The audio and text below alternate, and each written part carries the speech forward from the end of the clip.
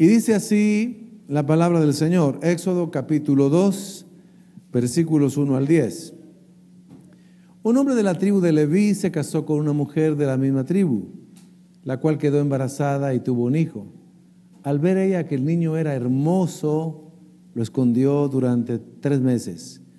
Pero no pudiendo tenerlo escondido por más tiempo, tomó un canastillo de junco, le tapó todas las rendijas con asfalto natural y brea para que no le entrara agua, y luego puso al niño dentro del canastillo y lo dejó entre los juncos a la orilla del río Nilo. Además le dijo a una hermana del niño que se quedara a cierta distancia y que estuviera al tanto de lo que pasara con él. Más tarde, la hija del faraón bajó a bañarse al río y, mientras sus sirvientas se paseaban por la orilla, vio el canastillo entre los juncos. Entonces mandó a una de sus esclavas que se lo trajera. Al abrir el canastillo y ver que allí dentro había un niño llorando, la hija del faraón sintió compasión de él y dijo: este es un niño hebreo. Entonces la hermana del niño propuso a la hija del faraón: ¿le parece a usted bien que llame a una nodriza hebrea para que le dé el pecho a este niño? Ve por ella, contestó la hija del faraón.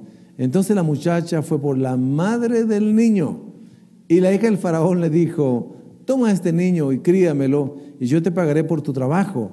La madre del niño se lo llevó y lo crió, y ya grande se lo entregó a la hija del faraón, la cual lo adoptó como hijo suyo y lo llamó Moisés, pues dijo: yo lo saqué del agua. Amén. Padre, gracias por tu bendita palabra. La recibimos con gratitud. Que produzca fruto al 30, al 60, al 100 por uno. Ayúdanos a escucharla y a ponerla por obra. Amén. Siéntense, por favor.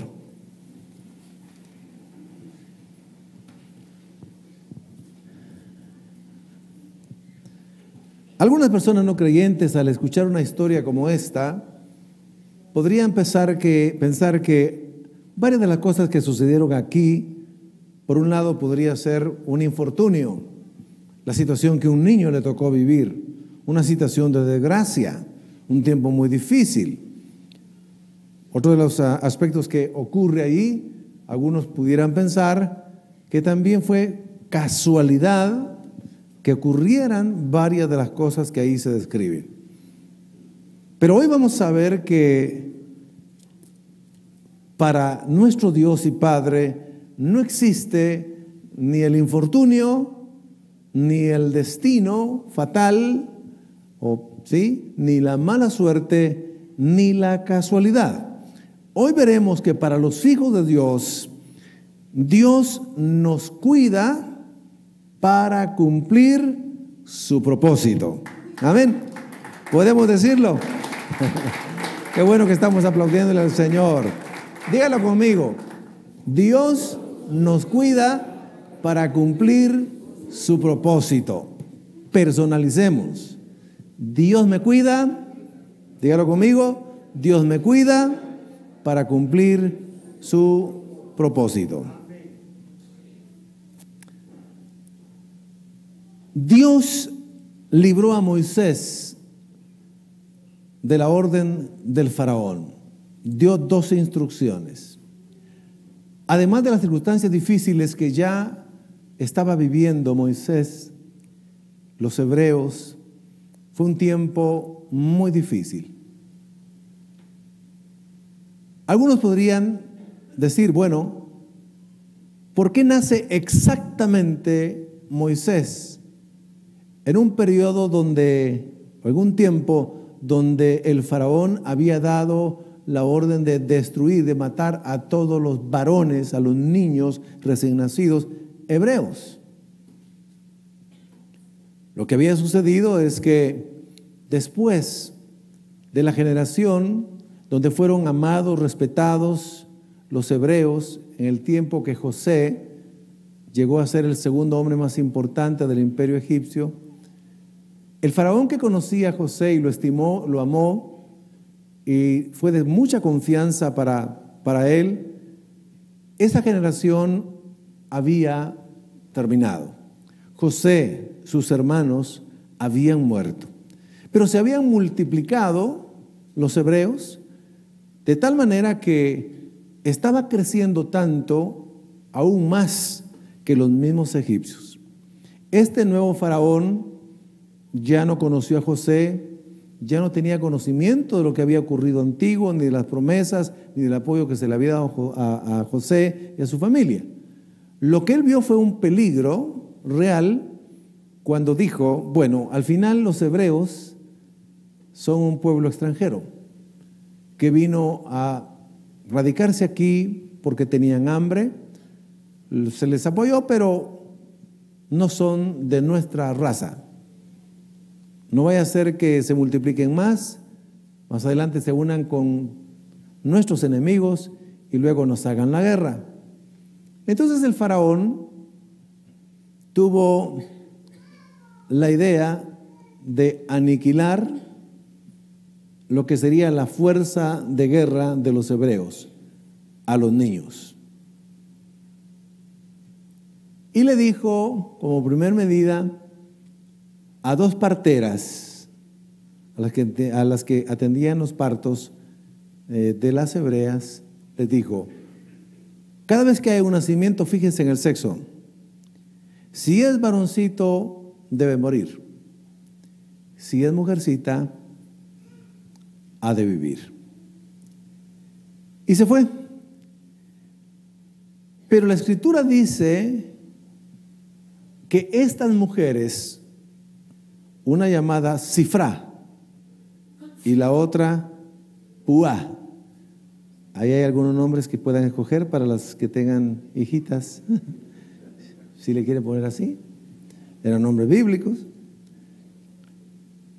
Dice la Escritura que tuvieron temor de Dios. No se habla de mujeres consagradas, no se habla de mujeres que tenían el conocimiento de Dios, el Dios de Abraham, el Dios de Jacob, el Dios de Moisés. Pero Dios, quien es el soberano, el que rige desde su trono a todos, en los cielos, en la tierra, en el universo, el Dios que es providencial, puso en ellas el querer como el hacer para proteger a los niños varones que nacían en lugar de matarlos. Entonces, como los hebreos sí estaban cumpliendo el mandato que Dios le dijo a sus antepasados, que se multiplicaran, que crecieran, que llenaran la tierra, es decir, que tuvieran muchos hijos, y los hebreos estaban cumpliendo al pie de la letra ese mandato. Tenían muchos hijos, los egipcios no. Entonces, ellas decidieron, por el temor de Dios, no matar a los niños.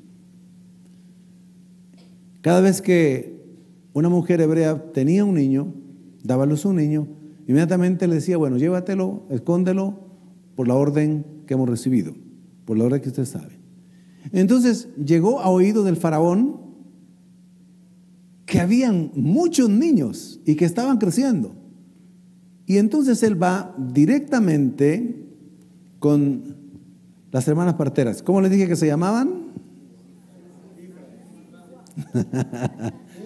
Sifrá y Puá. Y les dijo, ¿qué es lo que pasa?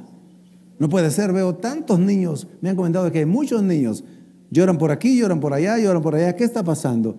Y le dice, mi señor faraón, lo que pasa es que las mujeres hebreas no son como las egipcias, son muy robustas y cuando nosotros vamos a asistirlas ya han dado a luz. Y eso no era cierto, era una mentira. Algunos dirían era una mentira de bendición, pero no es así. No hay mentiras de bendición. Dios no bendice la mentira, pero fue un acto de fe. Y acá hay un principio que yo les voy a comunicar porque nos va a servir en la vida. Este principio se extrae de la Escritura. Cuando alguien quiere saber la verdad para destruir, no tiene el derecho de saberla. Oí algunos amenes y creo que lo entendimos, pero lo voy a repetir. El que quiere saber la verdad para destruir no tiene derecho a saberla. Ahora se lo voy a poner con un ejemplo que pudiera pasar en la vida diaria. Hermanas mujeres casadas, levante la mano a las hermanas mujeres casadas. Muy bien, hay varias manos. Si alguien, supongamos que algunas personas llegaran a su casa a buscar a su esposo y le diga, mire, ahí está su esposo, venimos a traerlo, queremos matarlo. Usted sabe que ahí está su esposo. Usted le diría, claro que sí, pase adelante, los estaba esperando, bienvenidos, pasen. ¿Harían eso o no? No lo harían. Ustedes usarían esta frase, este principio: el que quiere usar la verdad para destruir no tiene derecho a saberla. Ustedes le dirían, ¿no está aquí? ¿O sí, hermana?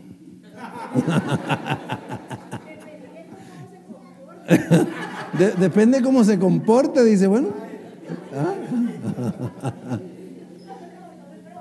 Bueno, cambiémoslo pues. Entonces, pongamos al revés el asunto. Varón, si llegaran a buscar a su mujer para hacerle daño, usted diría, sí, pase adelante, ahí está. Gracias, Señor, por responderme la oración. ¿Diría usted eso? No. Usted daría su vida por su esposa. Pero ¿por qué entonces estas parteras dijeron, eso es lo que pasa y no era cierto? Ese es el principio. Ese mismo principio ocurrió en aquel acto de fe. Y por eso esta mujer entra dentro de los héroes de la fe, una mujer que fue heroína en la fe. Fue aquella mujer llamada Rahab. Rahab, cuando llegaron los enviados para ver la tierra, para ver el lugar, mejor dicho, de esa ciudad, que iban a conquistar los del pueblo de Israel, esta mujer entendió que eran hombres de Dios y que eran del pueblo de Dios. Entonces escondió a los espías, los metió en un lugar en la parte de abajo, los escondió bien, y cuando llegaron a preguntarle, ¿dónde están los espías? ¿Has visto a los espías? Dijo, no, estaban aquí, por aquí pasaron, pero se fueron. ¿Era la verdad que estaban diciendo? No, ahí los tenía escondidos. Otra vez el principio: el que quiere saber la verdad para destruir no tiene derecho a saberla. Y ese acto, más bien Dios lo vio con un acto de fe, que Santiago pone como una obra de fe a esta mujer, y también otro ejemplo de fe. Entonces, el Señor se agradó de la actitud de Sifra y Púa, y dice el texto, eso está en el capítulo 1 del libro de Éxodo, que Dios las prosperó y las bendijo en todo. Así dice la Escritura. Se lo voy a leer yo rapidito.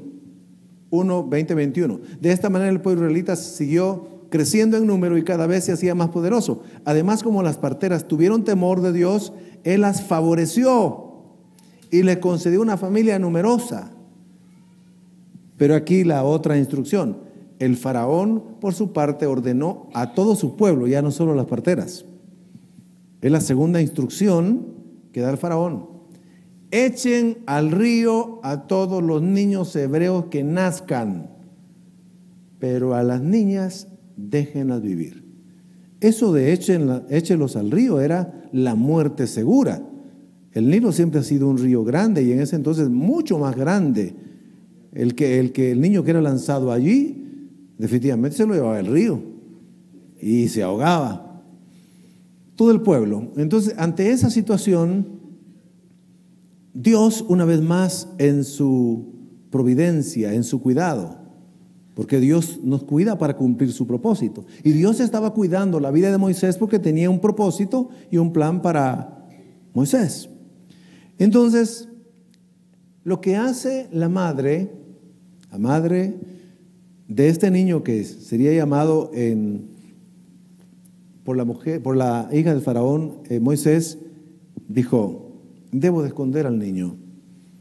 Entonces tomó un canastillo, parecidos a los canastos, solo que un poco más largos. Ahora ya entendemos por qué aún hasta nuestra cultura hoy se le llama Moisés, ¿verdad? A aquellos como recipientes, como canastitos, o lo que llaman bonitos, donde se colocan a los bebés recién nacidos, los Moisés. De ahí viene. Entonces, de esa forma estaba el canastillo, de un material, de una planta que se le llama juncos. Ese canastillo, entonces, la madre le echó brea y le echó otro material llamado asfalto para que al recubrirlo todo no se le entrara el agua. Colocó allí al niño, lo tapó y entonces le dijo a su hermana: vamos a esconderlo en una especie de plantas, juncos también, allí escondidito.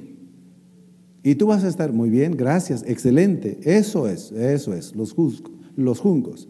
Ahí estaban, escondidito. ¿Qué iba a hacer de Moisés? Dios estaba a cargo.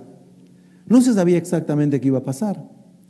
Pero entonces Dios, en su providencia, la doctrina de la providencia es aquella que nos enseña que Dios mueve a las personas, las circunstancias, los días, las horas, las fechas, para que converjan, para que pueda coincidir todo, para que su plan siga adelante.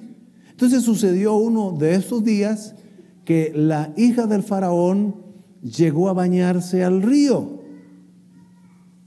Eso no lo hacía de manera continua porque no era la costumbre en general. No había suficiente agua, no había agua en abundancia. Entonces, pero Dios puso el querer como el hacer en la hija del faraón y se le ocurrió ir a bañarse exactamente muy cerca de donde estaba escondido el niño. Y dice que estando allí, miró el canastillo y le llamó la atención. Algunos dirían, qué casualidad, ¿verdad? No era casualidad, era la providencia de Dios. Entonces mandó a una de sus sirvientes y le dijo: tráigamelo. Y fue y trajo el canastito. Se lo trajo, lo puso en sus brazos, abrieron el canastito y cuando vio, la sorpresa era que ahí estaba un hermoso niño. Ya lo describe ahí el texto, un hermoso niño hebreo. Y ella, al oírlo llorar y al ver que era hermoso, no era feo, era hebreo, pero no era feo, dijo, bueno, dice el texto que tuvo compasión. Entonces, quería tomarlo para sí. Pero la niña, la hermana de sangre del que se llamaría Moisés, siempre estuvo cerca del niño como lo instruyó su madre. Entonces tuvo una idea que vino de Dios, la providencia manejando los pensamientos de Dios, de los hombres. Y le dijo inmediatamente a la hija del faraón: señora, ¿me permite que le consiga una nodriza para que cuide y amamante al niño? Es decir, una mujer hebrea que pueda cuidarle y darle de mamar, como diríamos nosotros acá, lactar. Y dijo sí. Inmediatamente también la respuesta espontánea de la mujer nos asombra. Le dijo: sí, ve y tráela. Entonces la niña va a buscar exactamente a la verdadera mamá del niño de Moisés. Va con la mamá y le dice, el texto no lo dice, pero podemos deducirlo, porque la niña está actuando con sabiduría. Madre, la hija del faraón le encantó el niño, quiere quedarse con él. Yo le dije que si le buscaba a alguien para que lo cuidara y le diera, lo amamantara. Y vengo a traerte porque tú debes de hacerlo. Solo que no le vayas a decir que tú eres la madre. Por supuesto. Entonces llega la niña, llega con la madre y le dice: estimada señora, hija del faraón, no está en la escritura, ¿verdad? Pero con ese respeto, le dice, aquí está la nodriza. Y oiga lo que el texto dice. La hija del faraón le dice, muy bien, entonces tú, le dice la madre, a la verdadera madre, vas a cuidarme a este niño, lo vas a amamantar. Y oiga, y te pagaré por tu trabajo.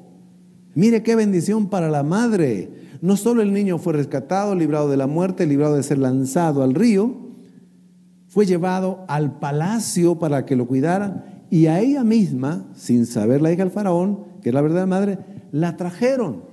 Ella por supuesto que podía cuidarlo, amamantarlo con todo su amor y sin pago alguno, pero hasta un pago le dieron. Mire qué bendición y cómo Dios actúa para que todas las cosas funcionen para el propósito que Dios tiene para cada uno de los hijos de Dios. Y en este caso para Moisés. Es hermoso, es maravilloso. Digamos que Pablo lo diría en sus propias palabras, como está escrito en un texto del Nuevo Testamento. Todas las cosas ayudan a bien a los que aman a Dios, a los que conforme a su propósito hemos sido o han sido llamados. Así que Dios libró, cuidó a Moisés guardándolo en el propio palacio del faraón. ¿En qué lugar mejor podría estar? Allí. No había otro lugar más seguro que adentro del mismo palacio del faraón. El faraón ignoró por mucho tiempo que Dios colocó adentro de su propio palacio, usó a su propia hija para que cuidaran, lo alimentaran, aprendiera mucho, lo educaran, estuviera tranquilo allí, sin saber que un día Dios mismo lo iba a llamar para cumplir el plan de que Él mismo sería el libertador del pueblo de Israel y se levantaría contra el mismo faraón. Pero así es como Dios arregla las cosas por su providencia, por su soberanía, cuidándonos, cuidando a Moisés para cumplir el propósito que tenía para él. Veamos lo que dice el Salmo 103, versículo 19. Hablando allí de la soberanía. Jehová estableció en los cielos su trono y su reino domina sobre todos. Esto incluye el universo en su totalidad, el mundo físico, los asuntos de los hombres, lo que aparentemente es un éxito o un fracaso o infortunio delante de Dios, está perfectamente bajo su control. Así que Dios ordenó todo, absolutamente todo, para que en el palacio y con la hija del hombre más poderoso del mundo de aquel entonces adoptaran al bebé. Suerte, no, la providencia de Dios, el cuidado del Señor. Era para que se llevara a cabo, se cumpliera la primera etapa del proceso que Dios llevaría con Moisés para que cumpliera la misión más adelante de ser el libertador del pueblo de Israel. Mis queridos hermanos, Dios nos guarda y nos guardará de las maneras más asombrosas en medio de las situaciones para cumplir su propósito en nuestra vida. No tenga la menor duda de que usted y yo y los que escuchan por la radio, los que son hijos de Dios y nos tiene aquí en la tierra todavía, es la certeza de que Dios nos ha librado de muchas cosas, peligros de muerte o de accidentes o de muchas otras cosas, y nos tiene con vida aquí porque todavía tenemos que cumplir parte de la misión que nos hace falta y nos seguirá cuidando hasta que la terminemos. Bendito sea el nombre del Señor.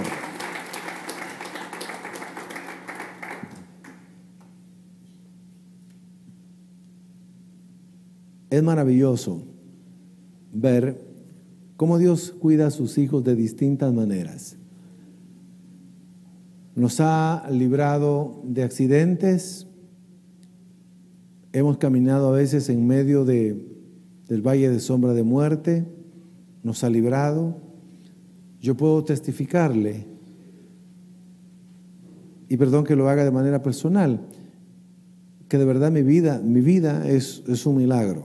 En una ocasión lo conté. A los 3 años de edad me cuentan mis padres, mis hermanas, que, bueno, casi iba a cumplir 3 años. Ya corría esa edad, vivíamos en el campo, en un municipio de Chimaltenango. Mi papá allí trabajaba la tierra con gente que le ayudaba. Habían abierto un pozo, no habían terminado la parte de arriba para levantar y hacerle lo que tiene que hacerse un pozo para ser más seguro. Todavía estaba así, pero ya había agua. Y yo salí corriendo, mi hermana iba atrás de mí, creo que quería ponerme los pañales, no me quería dejar poner pañales. Salí corriendo y me fui dentro del pozo.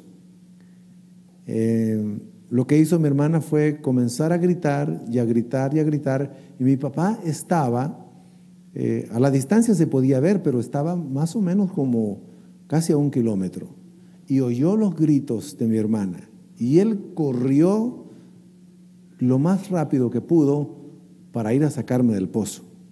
Mi hermana, en lugar de hacer algo, entró en shock y se quedó paralizada. A los 7 años de edad,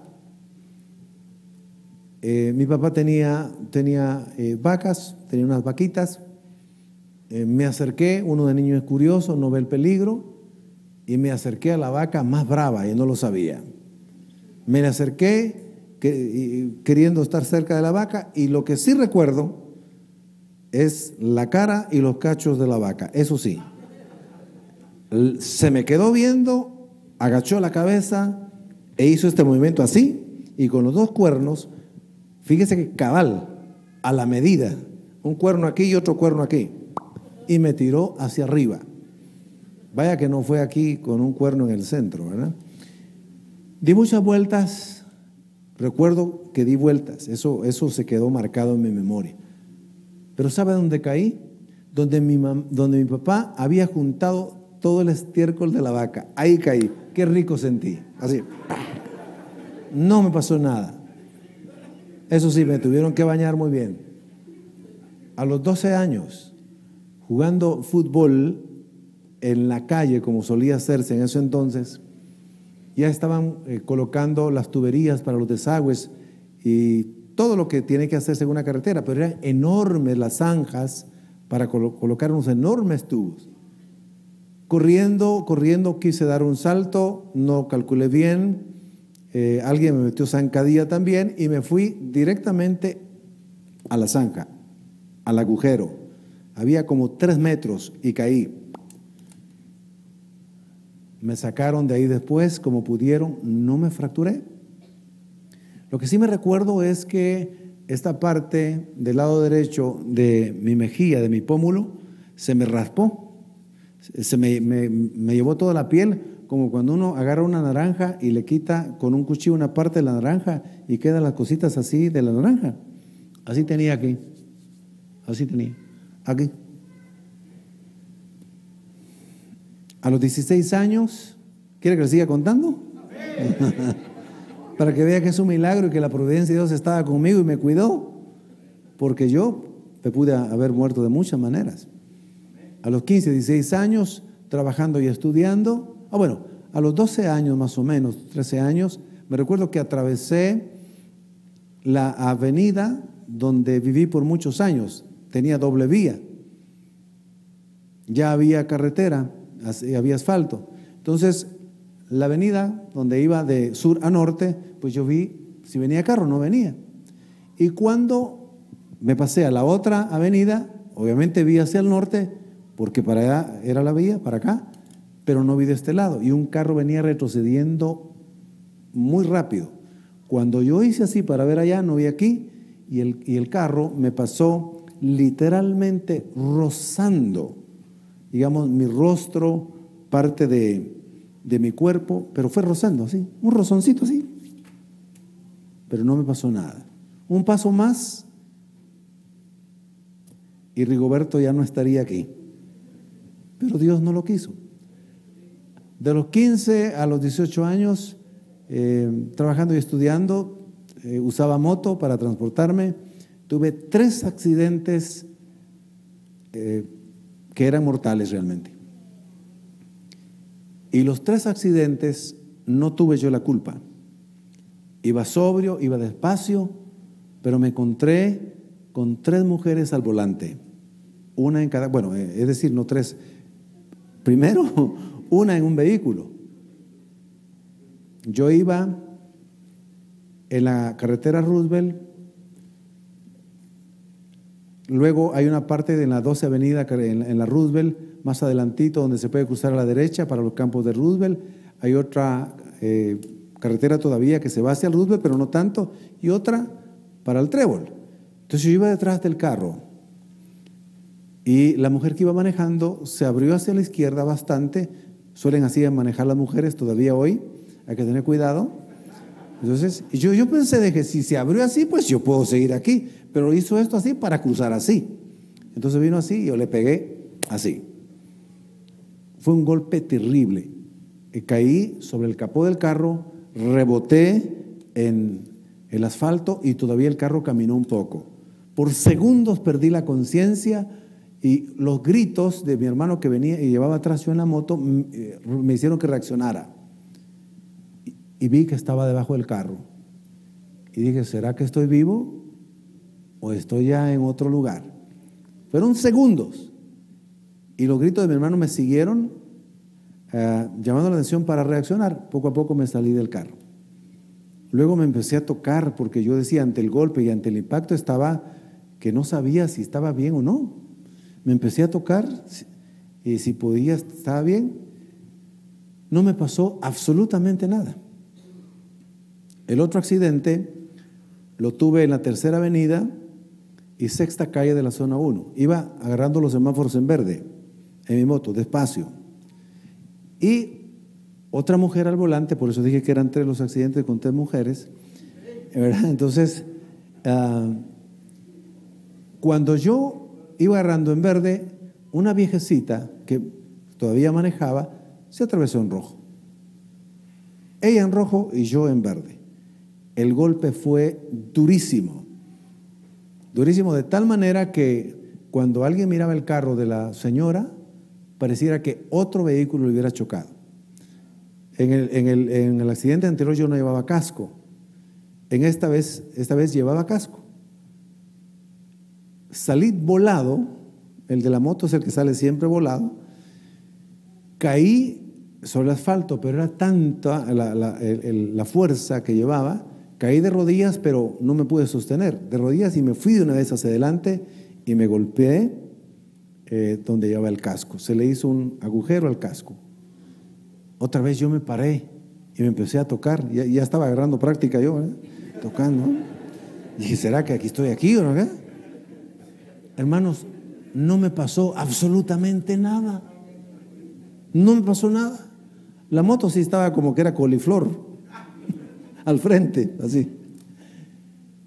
Llamó a su esposo, el esposo era doctor, me examinó, me pagaron la operación de la moto.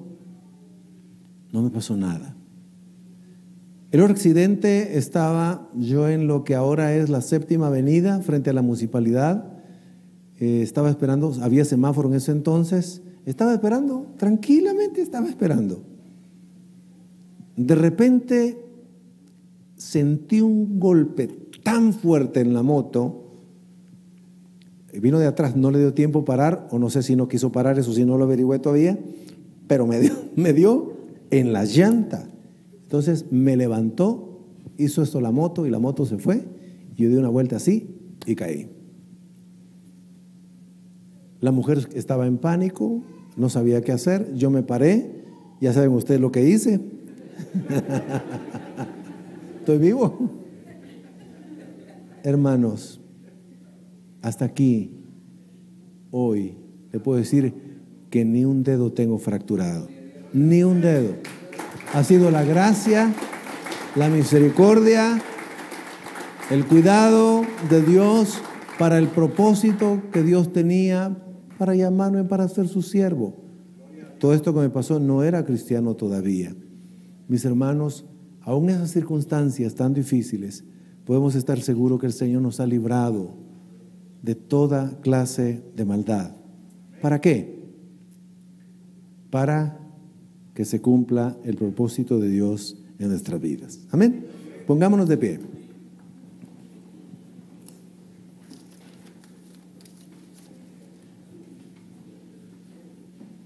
Así como Dios cuidó a Moisés en un tiempo de muerte, ordenando todo, personas, las parteras, sus acciones, las circunstancias, la hija del faraón, se conjugaran, lo hizo para cuidar a un hombre llamado Moisés, porque le sería útil en su reino.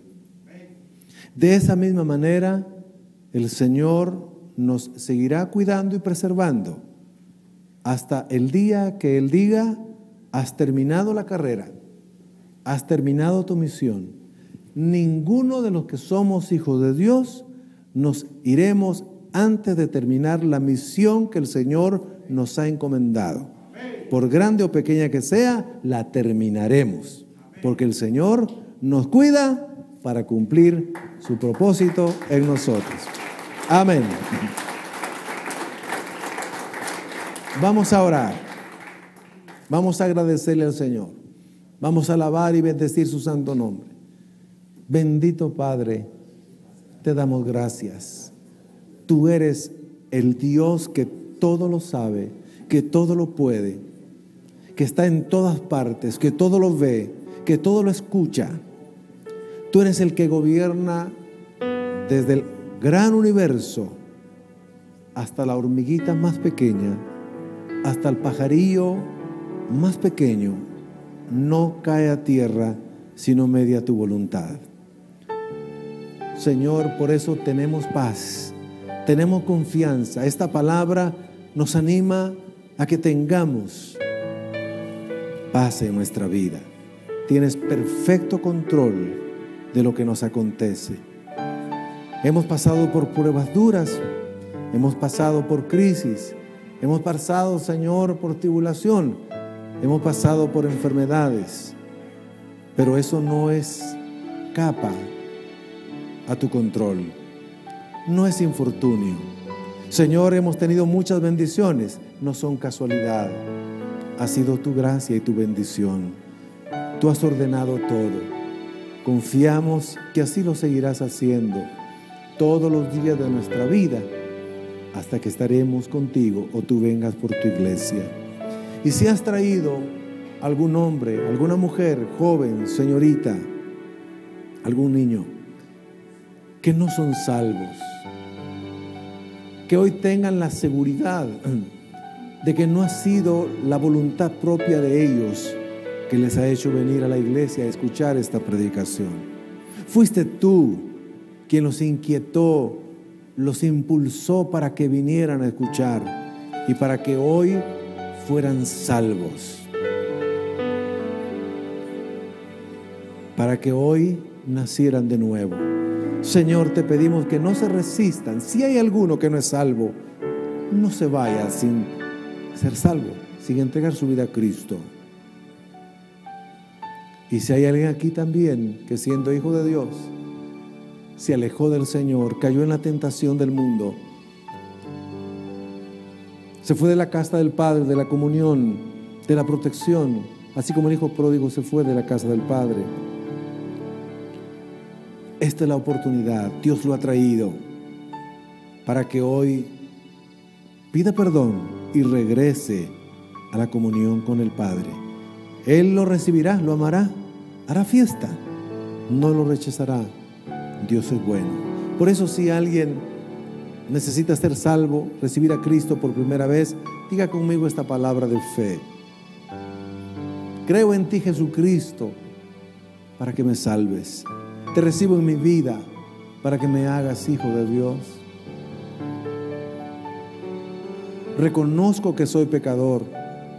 Te pido perdón, me arrepiento de mis pecados. Pero hoy te confieso con mi boca que eres el Señor.